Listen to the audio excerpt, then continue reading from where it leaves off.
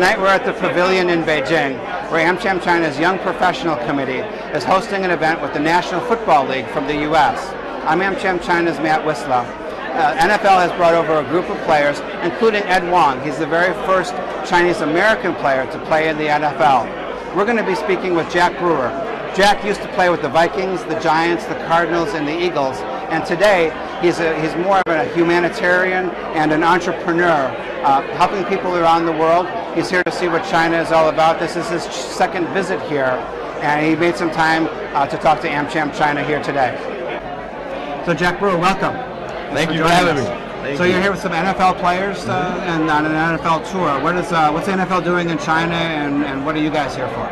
Well, you know, the NFL is global, and the popularity is continuing to grow. And so, you know, we're making a conscious effort to come to places like China. I mean, with the economy booming, you know, and things growing here, it's a perfect timing for us to have a presence in China. Okay, just helping to grow the sport and meet the fans. Helping to grow the sport, and you know, it's a cultural thing. You know, it's America's game is football. So if we can come and share that, I mean, that's huge. And so, you know, China has so much culture, so rich, you know, as well as the United States. So anytime we get a chance to kind of bridge that gap, you know, it's a great opportunity for us. Now, after your playing days, you've gone on to some academic success. Is that right? Yeah, definitely. I've, you know, lucky enough, I had my master's degree prior to going to the National Football League. Then went on and went to Harvard University and Ward University to take their entrepreneurial programs.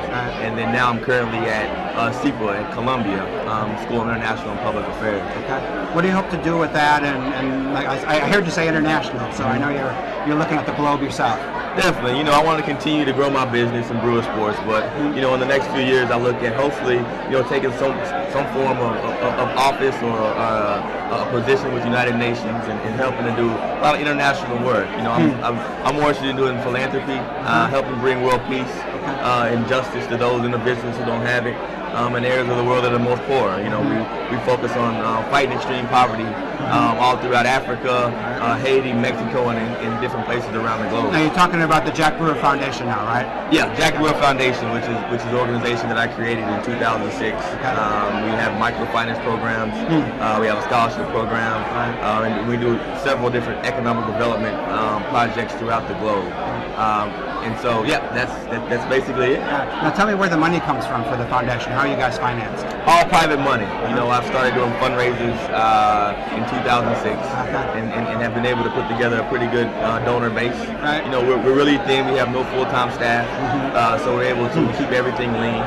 And so, you know, we just continue to try to grow it. And, you know, we're not a large organization by any means, but we do what we can. Right. Now you mentioned different programs around the globe. So you've been in Haiti, you've been in Africa, microfinancing. Yes. How do you prioritize that, and sort of how do you decide where the money goes and who you want to help? Well, opportunity. You know, we always look for partners on the ground who have, you know, established themselves, and we look for the poor of the poor. So, you know, we go after those individuals that are living off less than $1 a day.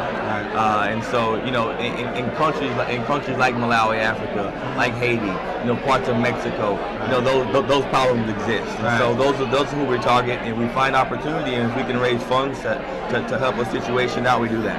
And your board has members from all different sports on it, right? How do you do that? Do you reach out to those Tory Hunters and those other players yourself? Or? Definitely. You know, I was lucky. You know, I was a journeyman. I played 5 years in the National Football League. I was a captain on 3 teams, and so, you know, it was a great career. So I got a chance to travel around, and I got respect from guys not only in the National Football League but also other sports. And, you know, we've been able to mobilize these individuals through some of our efforts. I was actually lucky enough to be named chairman of Peace and Sport USA, which is an organization that was founded by Prince Albert in Monaco about 3 months ago. So that's really given me an opportunity to bring players from all over the United States of America and place them with international organizations and international causes in initiatives that they can support globally.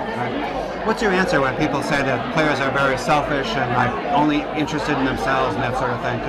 Because you and your group seem to be, you know, not living up to that idea at all. Players need opportunity. You know, a lot of these guys are young, you know, they're kids, and so they're really not they don't know who they are yet. You know, they haven't formed as men, and that's what I try to do. I like to mentor guys, you know, young guys like Sidney Rice. You know, I help them, show them the way, show them that, you know, the world is bigger than just your neighborhood or just United States of America. And you know, once you do that and you break them out of their shell and you give them access and exposure to some of the things that go on globally, most guys are more than willing to help out, and it becomes their passion. What happened? What is it in your background and in your life that made you so internationally focused? Well, you know, there must be something. I think it's my background, and you know, I didn't really have a lot of education in my family. You know, we were very, very poor, and so, you know, for me, you know, I come from a place where, you know, I had the luxury of going to a great school. You know, my neighborhood just happened to be in a good school district. Okay. And so, and this is grade school, you mean? Yeah, this is grade school and junior high, all the way up to high school. Okay. And so, you know, I was lucky in a sense, and so, you know, I didn't really have an opportunity to go back home and give back to a cause, because, you know, as time went on, my neighborhood ended up developing quite well. Okay. And so, you know, I started looking globally, and I read the book from Jeffrey Sachs called The End of Poverty. Yeah. And once I read that book, you know, reading about the bottom billion, about the people who are living for less than $1 a day in extreme poverty, it really changed my life. And what's your focus in China? So you're here with the NFL, but you're doing some other things as well. Yes, we are. You know, it's about diversity here in China. It's about showing you know, the American culture, learning about the Chinese culture, and, you know, and seeking the opportunity. You know, a lot of things are happening in China, and people just don't have deep understanding of that a lot of times in the United States. And so, you know, that's something that we're trying to spread. We're trying to use the access that we have to sports to spread that. You know, there is still a lot of need in China, just as there is in the United States of America. But at the same time, we feel if we can all bridge it and come together, you know, we can really push peace forward, you know, in the coming years, because the two countries, the United States and China, are going to have to be in the forefront of peace, in the forefront of unity. And what's your role in that? Where do you see the opportunity for either yourself or the foundation, or are you just fact-finding at this point? A little bit, but I think, you know, from our perspective, you know, we have access to so much. I think just using our high-profile clients, our high-profile supporters, I think that will go a long way. You know, organizations like yourself and here in the Chamber of Commerce, you know, this gives people a reason to come out. You know, it makes them really see what's going on here in China. It's a community, no question, and that's what it's about. Right. Now, I saw that you had given a speech recently about the role of sports in bringing peace to the world. Yes. Tell us a little bit about that, and that's the final question. Well, you know, that was a great opportunity for me. I got to travel to Monaco, meet with Prince Albert, and deliver the speech in front of several diplomats, heads of states. And you know, our philosophy is, you know, you can use sports to bring peace throughout the world. I mean, if you look at any conflicting country, when there's a soccer game being played, you know, everyone's on the same team. You know, when you go into a neighborhood that kids are struggling, they don't have food, they have lack of education, water, and resources. You throw a soccer ball, you start a game in the middle of that place, and just for that small amount of time, they forget about it.